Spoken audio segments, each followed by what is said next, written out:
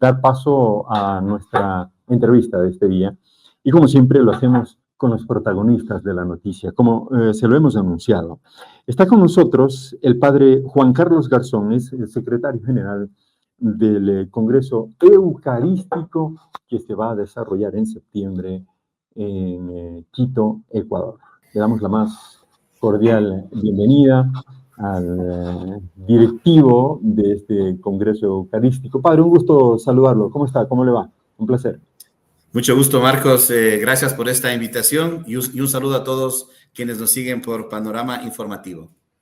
Qué bien, igualmente el agradecimiento por aceptar este diálogo. Hay mucha expectativa en Ecuador y a nivel internacional por el Congreso Eucarístico y por una posible llegada del Papa Francisco al cierre del mismo a Quito, Ecuador. ¿Qué nos puede comentar?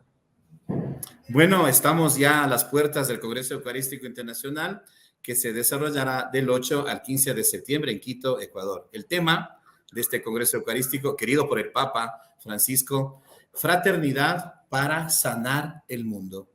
Con el lema bíblico, ustedes son todos hermanos.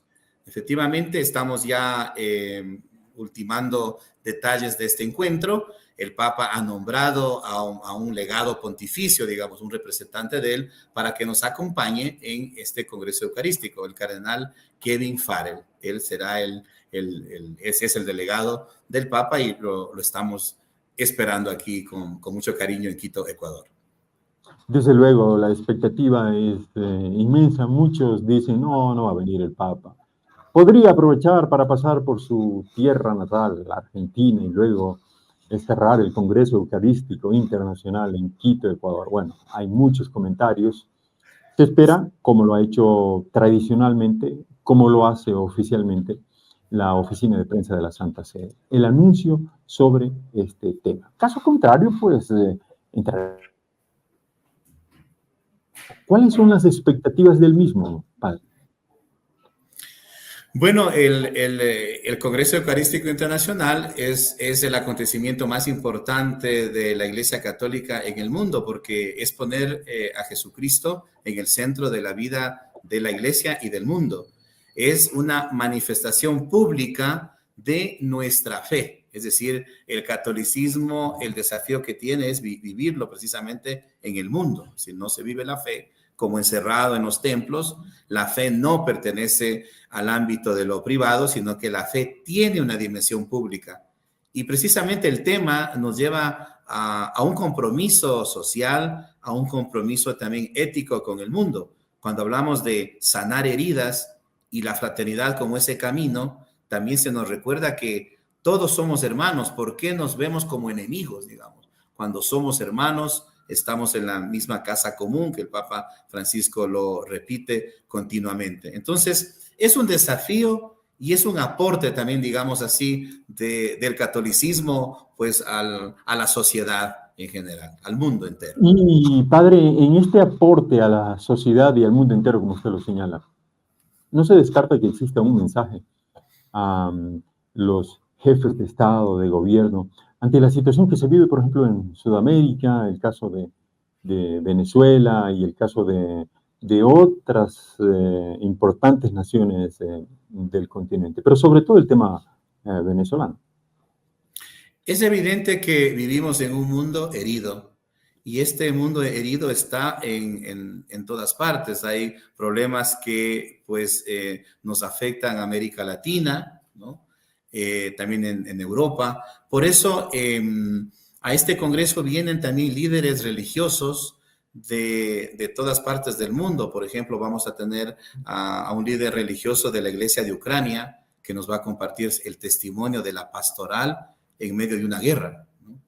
También vamos a tener ponentes que vienen desde Estados Unidos, sobre todo para hablarnos de la herida de la migración, que es una gran herida que está ahí, tanto nuestros latinoamericanos que van a Europa o a Estados Unidos, como aquella migración que nosotros recibimos también de hermanos, por ejemplo, en este caso de hermanos venezolanos que los recibimos también. Y entonces, claro, la migración es una gran herida porque precisamente es una herida que se produce en los países prácticamente. Una familia, una persona decide salir de su país, de su casa y probar fortuna, digamos así, buscar un futuro mejor en otro lugar. Es una herida grande en la sociedad también, porque hablemos que, por supuesto, se viene para buscar un futuro mejor económicamente, pero hay una herida también familiar, hay una división de la familia también. Hay niños que crecen sin el amor de sus padres, ¿verdad? Entonces, todo es un problema también social, hay heridas que sanar.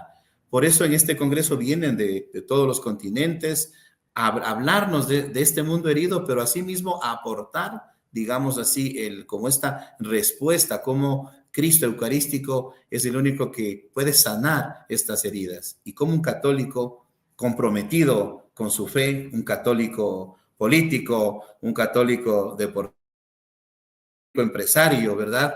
Pues también hay principios que hay que salvar, ¿verdad? Por el bien del ser humano. ¿Y qué va a pasar con estas discusiones, estos análisis y estas conclusiones del Congreso? ¿Qué rumbo toman después de Quito? Bueno, se espera con la ayuda de Dios también lo que nosotros llamamos frutos, digamos, frutos de este Congreso Eucarístico Internacional. Aquellas personas que participen, sean presencialmente, que estamos esperando 5,000, como los que participarán también virtualmente, porque estará abierto el Congreso a todo el mundo. El canal católico EWTN será el que, digamos, nos ayude también en esta transmisión. Invitamos también a los canales, ¿verdad?, internacionales que se unan a nuestro congreso, porque los mensajes serán muy importantes. Es decir, sensibilizar al mundo y saber que el otro no es mi enemigo, digamos. El otro es mi hermano, ¿no? Es aquel con quien yo comparto un espacio, comparto una cultura, una identidad, y que hay que ver más aquello que nos une de aquello que nos divide. Cómo aprender a convivir desde esa diversidad también que somos. No todos pensamos igual, ¿verdad? Cada uno tiene su credo, su fe, pero no porque eres, digamos, distinto a mí o porque piensas distinto, eres enemigo, ¿no? Entonces, y sobre todo en Ecuador, se trata de curar un Ecuador herido. Estamos heridos por la violencia también. Y entonces es todo un desafío, Claro, como sociedad, que tenemos todos, o sea, no solamente, digamos, es los un desafío católicos. grande. Sí, Así padre. es. ¿Y en el tema de la lucha contra la pobreza y los problemas económicos? Bueno, la Iglesia Católica siempre tiene su red de solidaridad. Es una red que se llama Cáritas, ¿verdad? Pero mire, en cada comunidad católica, en cada congregación, convento, iglesia, parroquia, se hace tanto bien a las personas, se hace el bien de una manera así escondida. Si uno va a visitar las parroquias, uno encuentra siempre programas de solidaridad, comedores, asistencia a los ancianos, ayuda a los niños, a los jóvenes. Ese es nuestro compromiso también, y se trata en estos días de Congreso de visibilizar también la obra que hace la Iglesia Católica en todo el mundo. Se hace tanto bien, y también hay personas entregadas como los misioneros, laicos, religiosos, que dan su vida por amor a Dios. No tienen otro interés que servir a Dios y al prójimo. Y esta es la Iglesia Católica, también redescubrir la belleza de la Iglesia Católica en el mundo, porque hay tanto bien que se hace y que no se dice. Entonces, este encuentro que se realizará en Quito, ¿no?, donde los ojos del mundo católico estarán puestos en nuestra mitad del mundo, la carita de Dios, pues también un mensaje desde el centro del mundo para todo el mundo, ¿no? Este mensaje de fraternidad. Sí, claro. Y hemos visto autoridades ecuatorianas visitando al Santo Padre en Ciudad del Vaticano, en el Palacio Apostólico, el alcalde de Quito, el presidente de la República, en fin, muchas autoridades, tomando en cuenta la importancia que tiene esta cita mundial. Y usted ha destacado temas que tienen que ver mucho con la cercanía de los que más sufren en Latinoamérica, en el mundo. Pero también hay preocupación por fortalecer los cimientos de la Iglesia Católica, ¿verdad?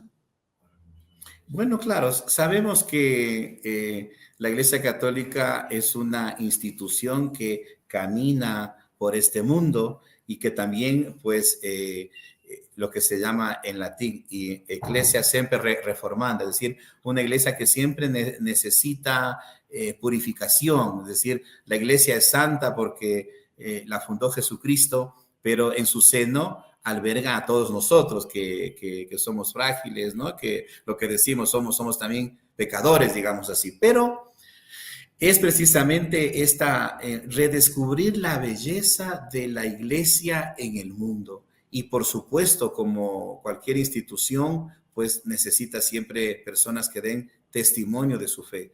Y esto nos lo ha enseñado también el Papa Francisco, es decir, nos invita a salir, dice a veces, de nuestra comodidad, cuando ya estamos instalados. El Papa dice, hay que salir al encuentro del otro. Una iglesia, lo que él llama en salida, ¿no? Una iglesia que va a las periferias, no solo geográficas, sino también existenciales del ser humano. Entonces, este es el desafío de la iglesia en el mundo, ¿no? Y una iglesia que pues camina con un rostro propio en todos los continentes.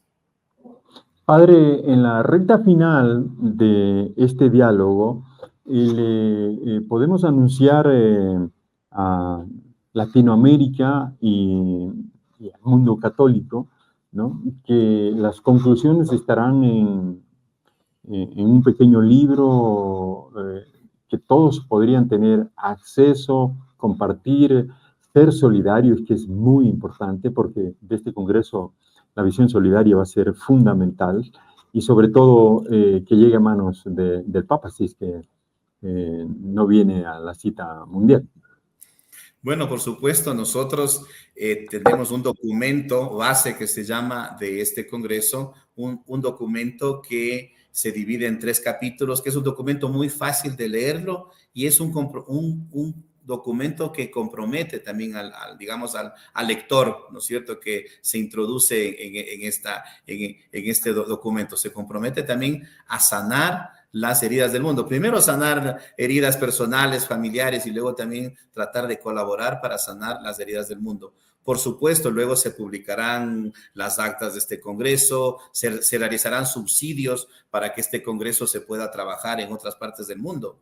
Inclusive este documento base lo han trabajado muchas conferencias episcopales del mundo, Portugal, España, Italia, en Estados Unidos, inclusive en Taiwán, que ellos han hecho la traducción del texto al chino y vamos a tener una delegación, Dios mediante, de 44 de Taiwán que vienen a nuestro congreso también a compartir su fe.